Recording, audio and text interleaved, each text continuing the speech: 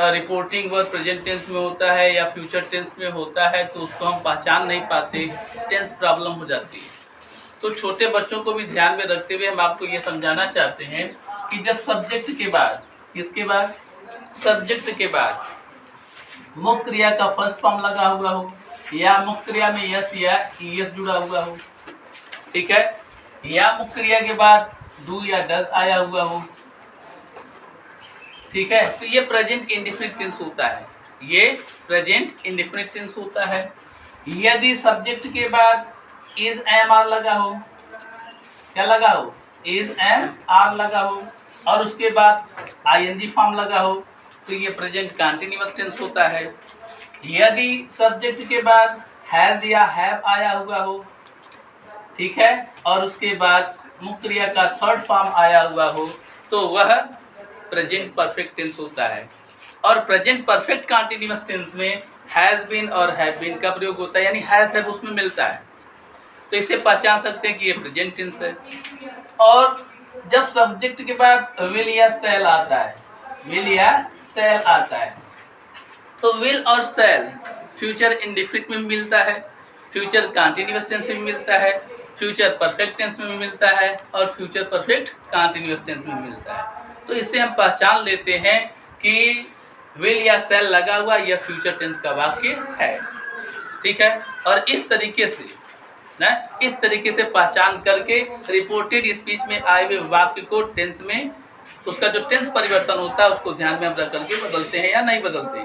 तो आप कल ही नियम बताया गया था, आपको कल बताया गया था ना कि यदि रिपोर्टिंग वर्ब प्रेजेंट टेंस में हो तो प्रेजेंट टेंस का मतलब ये सब जो क्रियाएं लिखी गई हैं, है ना, या फ्यूचर टेंस में है तो इन्वर्टेड कामा के अंदर जो वाक्य आएगा उसका टेंस परिवर्तन नहीं करना है।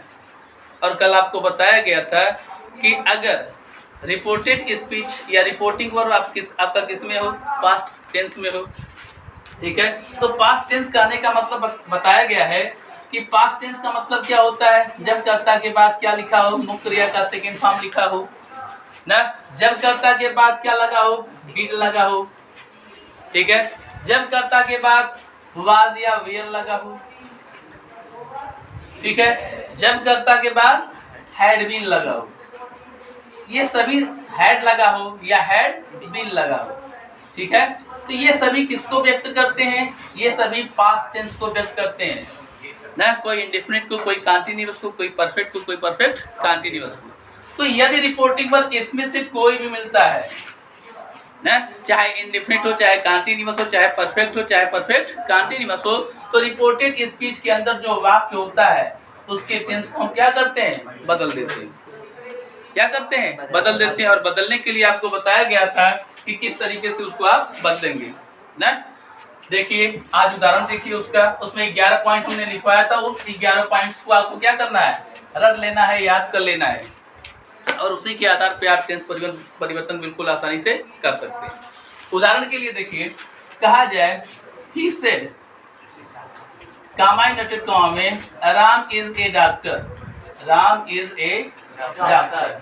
अब इस वाक्य को आपको क्या करना है, इनडायरेक्ट में परिवर्तित करना है।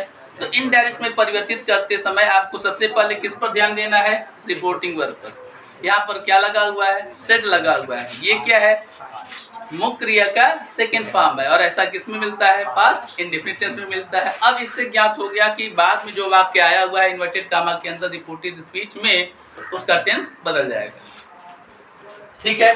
तो क्या हो जाएगा, ही हो जाएगा, फिर सेड हो जाएगा, बताया गया था कि कामा और इन्वर्टेड कामा के स्थान पर क्या होगा, दैट हो जाएगा, फिर राम हो जाएगा, फिर इज एम आर को, जब हमारे 11 पॉइंट्स को देखेंगे तो उसमें आपको मिलेगा कि इज एम आर को किस में चेंज करना है, वाज या वेयर में चेंज करना है। तो राम एक बच्चा है इसलिए किसका प्रयोग कर देंगे, वाज का, ए डॉक्टर, और अंत में क्या लगा देंगे, पुलिस का लगा देंगे। इस तरीके से वाक्य आपका कंप्लीट हो जाएगा। और भी उदाहरण देखते जाइए क्रमशः ना। He said to her comma inverted comma में राम वाज ए डॉक्टर, बात नहीं करेंगे, राम वाज ए टीचर, मान लो राम वाज ए टीचर। अब इसको चेंज करना है तो हमारे फार्मूले से चलेंगे, आपको कहीं कोई दिक्कत नहीं आएगी। किताब की भाषा से चलेंगे तो वहाँ लिखा होता है कि पास्ट कंटिन्यूअस को पास्ट परफेक्ट कंटिन्यूअस में चेंज करना है। यहाँ देखेंगे तो वाज के बाद मुख्य क्रिया का आईएनजी फॉर्म मिलेगा ही नहीं ना, तो प्रॉब्लम हो जाती है। अगर हमारे नियम से चलते हैं तो आपको किसी भी समस्या का सामना नहीं करना पड़ेगा। आप देखो यहाँ पर क्या मिला, सेट टू मिला है ना। सेट टू को किसमें चेंज करना होता है, टोल्ड में। किसमें चेंज करना होता है, टोल्ड में। इसके बाद क्या हो गया, हर कामा इनवर्टेड कामा के स्थान पर दैट, ठीक है। उसके बाद राम। अब वाज को किसमें चेंज करना है, कल लिखवाया गया था कि वाज को किसमें चेंज करना है, हैड बीन में। किसमें चेंज करना है, हैड बीन में। और आप इस बात से बिल्कुल आश्वस्त रहो न कि नाउन के पहले हैड बीन का प्रयोग कैसे आ गया। क्या ये ऐसा होता है, वास्तव में ऐसा होता है, ठीक है। वास्तव में ऐसा होता है, इसमें कोई गलत वाली बात नहीं है, ये बिल्कुल सही बात है, ठीक है। एक ट्रांसलेशन होता है, क्या होता है, एक प्रकार का ट्रांसलेशन होता है, ठीक है। अब जैसे देखो आगे, ही सेड है गामा इनवर्टेड कॉमा में Ram had been a teacher. अब अगर इसको चेंज करना है तो आप क्या करेंगे, ही सेड हो जाएगा, कामा इनवर्टेड कामा के स्थान पर हम दैट लगा देंगे, फिर राम हो जाएगा। अब इसके बाद देखो क्या लगा हुआ है, हैड लगा हुआ है। और जो 11 पॉइंट्स लिखवाए हैं बदलने के लिए, उसमें हैड नहीं है। इसका मतलब क्या, जब हैड नहीं है तो जो है उसी को आपको लिख देना है, जो है आपको उसी को लिख देना है, उसको चेंज नहीं करना है। यानी क्या फिर हो जाएगा, हैड बीन अ टीचर। कोई प्रॉब्लम समझने में सभी को आ जाएगा।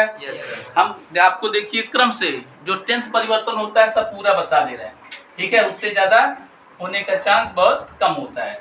ये आपको टेंस परिवर्तन के लिए ध्यान में रख करके बता रहे हैं, ठीक है। इनडेफिनिट से शुरू कर रहे हैं, ठीक है। जैसे कहा जाए ही सेड, छोटे छोटे वाक्य केवल आपको समझाने के लिए टेंस परिवर्तन है, राम गुड। अब इसको चेंज करना है नरेशन में ना, तो आप टेंस नहीं भी जानते हैं तब भी आप उसको हमारे नियम के अनुसार परिवर्तित कर सकते हैं, लेकिन जो 11 पॉइंट्स है आपको याद होना चाहिए, ठीक है। अब क्या हो जाएगा, ही सेड कामा इनवर्टेड कामा के स्थान पर दैट, फिर क्या हो जाएगा, राम। अब यहाँ पर क्या है, गोज। मुख्य क्रिया में यस या यस लगा हुआ है, तो इसका मतलब आपको क्या करना होगा, मुख्य क्रिया को सेकेंड फॉर्म में चेंज करना होगा। तो गोज का सेकेंड फॉर्म क्या हो जाएगा, वेंट। प्रेजेंट इंडेफिनिट टेंस है, ठीक है। कोई प्रॉब्लम नहीं है। आगे देखो, ही सेड कामा इनवर्टेड कामा में राम डज नॉट गो। अब इसको चेंज करना है मालूम ना, तो नियम के अनुसार आप बनाए हैं ना, बनाते चले जाएंगे। ही सेड कामा इनवर्टेड कामा में न के स्थान पर क्या लगा देंगे, दैट, फिर क्या हो जाएगा, राम।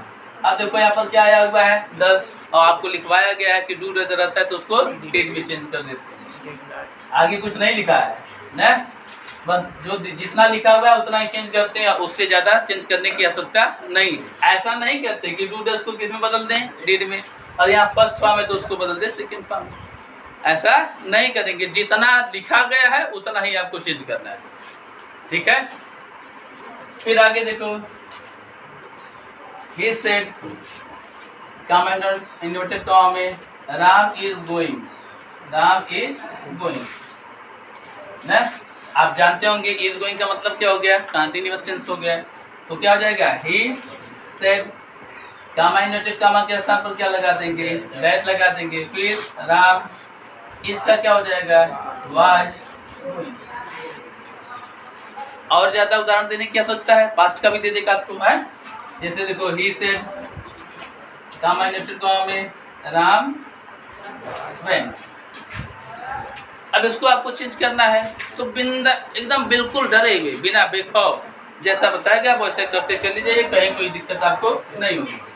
ठीक हो जाएगा, सेट हो जाएगा। कामा इनवर्टेड कामा के स्थान पर दैट का प्रयोग कर देंगे, फिर क्या हो जाएगा, राम हो जाएगा। अब ये वेंट कौन सा फॉर्म है, सेकेंड फॉर्म है, और सेकेंड फॉर्म को चेंज करना है main verb third form. Problem उन्हीं को होगा, प्रॉब्लम उन्हीं को हो सकता है जो मुख्य क्रिया को पहचान न पाए। अगर ऐसी प्रॉब्लम है किसी के साथ भी तो घर पर जाएंगे, कोई भी ग्रामर की किताब जो 10 लेवल की हो उठाएंगे, ठीक है, उसमें क्रियाओं के तीनों फॉर्म दिए गए होंगे ना, एक बार दो बार उसको क्या करें, पढ़ लें, ताकि आपको अंदाजा लगने लगे कि क्रिया के फॉर्म्स कैसे होते हैं, ठीक है। वेंट है तो क्या हो जाएगा, हैड, और गोवेंट गान होता है तो मुख्य क्रिया क्या हो जाएगा, थर्ड फॉर्म में हो जाएगा ना। कहीं कोई दिक्कत है, सभी प्रकार के टेंस सब हल कर लेंगे कि और उदाहरण दिया जाए ना, मॉडल एग्जिलरी का भी दे देते हैं तो ना, ही सेड राम में go, he said comma inverted comma में राम में गो, तो आप बनाएंगे क्या, तो फिर ही हो जाएगा, फिर सेड हो जाएगा, फिर कामा इन्वर्टेड कॉमा के स्थान पर दैट हो जाएगा, राम हो जाएगा, मेगा क्या हो जाएगा, माइट हो जाएगा, और फिर गो। ये नहीं कि गो का वेट कर दो, ऐसा नहीं, क्योंकि आपने एक परिवर्तन कर दिया, मे का आपने क्या कर दिया, माइट कर दिया, मे प्रेजेंट होता है, माइट उसका पास्ट होता है, तो पास्ट में आपने उसका परिवर्तन कर दिया। तो इस तरीके से आपने देखा टेंस परिवर्तन करने में आपको कोई समस्या नहीं होगी ना। बदलता कब है, बस इस बात को याद रखना है, बदलता कब है, जब रिपोर्टिंग पर पास्ट टेंस में रहता है तब, अगर प्रेजेंट में है, फ्यूचर में है तो बदलने की आवश्यकता नहीं है। कोई प्रॉब्लम समझने में नहीं ना। अब इसके बाद देखो अपवाद, एक्सेप्शन, अपवाद का मतलब समझते हैं जहां पर ये नियम लागू नहीं होता। कौन सा नियम लागू नहीं होता है, ये रिपोर्टिंग वर्ब पास्ट टेंस में है और फिर भी इन्वर्टेड कॉमा के अंदर जो वाक्य आया हुआ है उसका टेंस नहीं बदला जाता, तो उसको क्या करते हैं, अपवाद बोलते हैं। क्या बोलते हैं उसको, अपवाद। अंग्रेजी में उसको क्या कहते हैं, एक्सेप्शन बोलते हैं। क्या बोलते हैं उसको, एक्सेप्शन। तो 4 पॉइंट्स, कम से कम 4 पॉइंट्स आप याद रखेंगे। कितने, 4 पॉइंट्स। पहला, यदि यूनिवर्सल ट्रुथ हो, सार्वभौमिक सत्य, यूनिवर्सल ट्रुथ। अंग्रेजी में बताएं क्या, हिंदी में बताएं, दोनों बताते हुए चलते ताकि आपको इजी लगे जो भी है ना। तो सार्वभौमिक सत्य जिसको हम अंग्रेजी में क्या कहते हैं, यूनिवर्सल ट्रुथ कहते हैं। इसका मतलब क्या होता है, ऐसी बातें जो सदैव सत्य रहती हैं, जो कभी गलत हो ही नहीं सकती। जैसे सूर्य पूरब में उगता है, the sun rises in the east, कभी पश्चिम में नहीं उगता, सूर्य पश्चिम में डूबता है, ये क्या है, सार्वभौमिक सत्य है ना। पृथ्वी गोल है, ये क्या है, सार्वभौमिक सत्य है। पृथ्वी सूर्य के चारों तरफ चक्कर लगाती है, ये क्या है, सार्वभौमिक सत्य है। 2 और 2 4 होते हैं, ये क्या है, सार्वभौमिक सत्य है। तो जो हमेशा सत्य रहने वाली बातें हैं उन्हीं को हम क्या बोलते हैं, हिंदी में बोलते हैं सार्वभौमिक सत्य और अंग्रेजी में बोलते हैं यूनिवर्सल ट्रुथ। तो यदि रिपोर्टेड स्पीच के अंदर इन्वर्टेड कामा के अंदर कोई ऐसा वाक्य दिया गया है जिससे सदैव सत्य की बात प्रकट होती है, तो रिपोर्टिंग वर्ब के पास्ट टेंस में होने पर भी उसका हम कोई परिवर्तन नहीं करते। उदाहरण के लिए, the teacher said, the teacher said, comma inverted comma में, the earth moves around the sun, around the sun, the earth moves around the sun. भाई देखो, हिंदी अर्थ निकालना पड़ेगा तभी आपको अंदाजा लग पाएगा कि यूनिवर्सल ट्रूथ है या नहीं। यही कारण है कि हिंदी अंग्रेजी दोनों मिक्स करके आपको क्लियर करते चल रहे हैं, ठीक है। The earth moves around the sun, इसका हिंदी अर्थ क्या है कि पृथ्वी सूर्य के चारों तरफ चक्कर लगाती है। तो यूनिवर्सल ट्रूथ है, पूरी दुनिया जानती है ना, कि ऐसा ही होता है। इसलिए क्या करेंगे, यहाँ पर सेड है, सेड का मतलब पास्ट टेंस है, पास्ट टेंस के होने के बाद भी इसका परिवर्तन आप नहीं करेंगे, टेंस परिवर्तन नहीं करेंगे। अगर कोई दूसरा वाक्य होता है तो मूव्स की जगह क्या हो जाता है, मूव्ड हो जाता है, मुख्य क्रिया का सेकंड फॉर्म हो जाता है, यानी सिर्फ और सिर्फ यहाँ पर क्या हो जाएगा, दैट।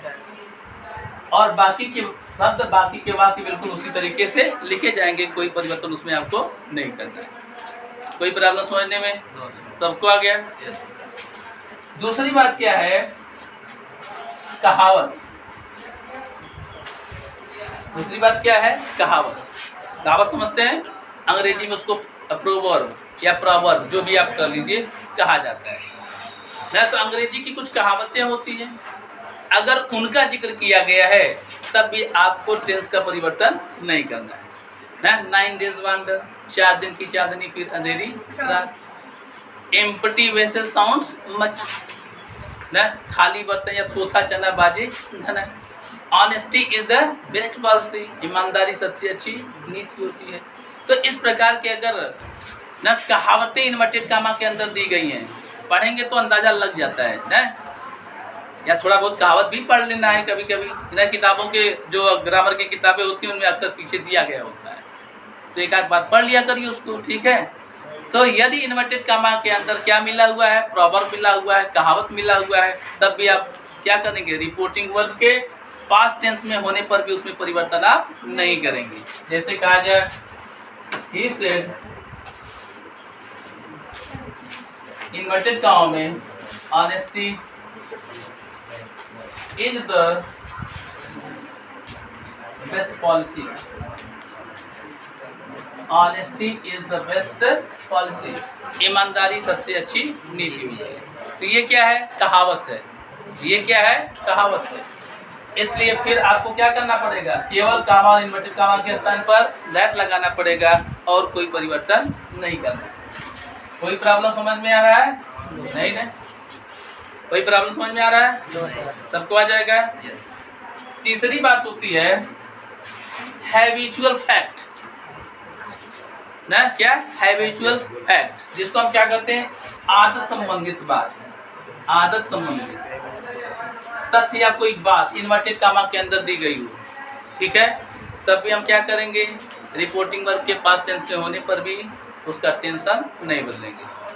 समझ गए? जैसे क्या, अजनबियों को देखकर कुत्ते भौंकते हैं, जब बिल्ली दूर होती है चूहे खेलते हैं ना। ईश्वर, ये तो आदत नहीं है, मान लो यूनिवर्सल ट्रूथ वाले में आ जाएगा या कहावत में आ जाएगा, ईश्वर उनकी सहायता करते हैं जो अपनी सहायता अपने आप करते हैं, स्वयं करते हैं, है ना। तो इस प्रकार के वाक्य जो जिनसे आदत का बोध होता है, ठीक है, उनको भी आप नहीं बदलेंगे, भले ही रिपोर्टिंग वर्ब पास्ट टेंस में हो। जैसे उदाहरण के लिए he said, comma inverted comma में dogs bark at the strangers, at the strangers, कुत्ते अजनबियों को देखकर भौंकते हैं या भौंका करते हैं, ठीक है। तो इस तरीके से यहाँ पर क्या है, आदत को दिखा रहा है कि ये कुत्तों की आदत होती है कि अजनबियों को देख करके वे भौंकते हैं। तो आपको क्या करना होगा, सिर्फ और सिर्फ दैट लगा देना होगा, ठीक है, और बाकी सब वही हो जाएगा, है ना। और नंबर 4 पर है आपका हिस्टोरिकल फैक्ट।